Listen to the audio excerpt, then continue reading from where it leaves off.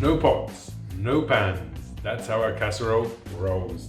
Today we're going for a broccoli, cheese and potato casserole. Let's get cooking. Alright, first up we've got about 3.5 cups of broccoli. You could also use frozen broccoli if you wanted to. Onto the potatoes. We want to get these nice and thin so they don't take too long to cook. Looking for something about this size, no bigger. How many potatoes do we take? We're going to go for 8 medium potatoes today. I decided not to peel them today. They've had a good wash. If the skin is no good, definitely peel. Otherwise, keep it on there for a few extra vitamins. Let's get them in the bowl. Next up is our pepper. Similar pieces, similar size pieces. Okay, off the peppers go, into the bowl. Awesome. The veg is chopped. Let's get some flavor in there.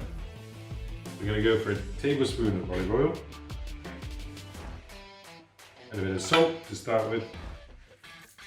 Get that all mixed around. This is why we need a big bowl, so we can make sure everything gets spread evenly. After there's a bit of oil on most of the veg, we're going to get half the cheese. Yeah. Some cheddar cheese, right? That is cheddar cheese. How much in total? 1 large cup. 1 cup of vegetable broth. Right. 1 cup of cream fraiche. It's also possible to use cream if you don't have it. Exactly. You can use a nice thick cream, even a simple plain sour cream. 2 teaspoons of thyme. And again, give it all a really good mix around. Try to get as much of the veg coated as possible and the herbs spread all around. The mixing bowl is never big enough, is it? That is very true. I thought this one was plenty big enough when I got it out. I think this is like some sort of golden rule in cooking, that you always need a bowl that is bigger. But that's starting to look good. Yeah, it looks very good. And once it goes into the casserole dish, there's going to be some extra liquid at the bottom that we can pour over the top as well. Okay, veg is coated. Let's transfer it to the casserole dish. Cool. Would you look at that? And we'll top it off with just a little more salt and pepper. Casserole is ready, into the oven. Okay, we've got a preheated oven to about 200 degrees Celsius or 390, 395 Fahrenheit. In it goes. That's going to take about 40 minutes. After 40 minutes, we'll prod it with a fork, see how the potatoes are. Cool. Okay, we're 25 minutes in, so we're going to add the rest of the cheese. Sometimes it's just steamed up.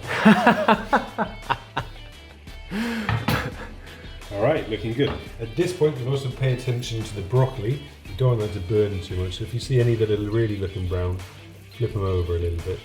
It's smelling good. Yeah, it looks all very good even. Let's get the rest of the cheese on it. So that's the other half a cup. And try and spread it over as evenly as we can. Back it goes into the oven. Another 10 to 15 minutes will do it. Even turn it down to about 180 if needs be to make sure that broccoli doesn't burn. Okay, about 40 minutes have passed. Let's prod those potatoes and see how they're looking. They're feeling pretty good, I'd say. Yes. If they need another few minutes, then by all means do that. Otherwise, let's get them out. Look at that.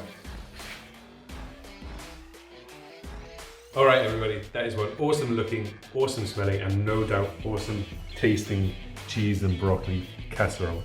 If you think that is like or subscribe worthy, you know what to do. Click the buttons, come and watch another video. See you soon.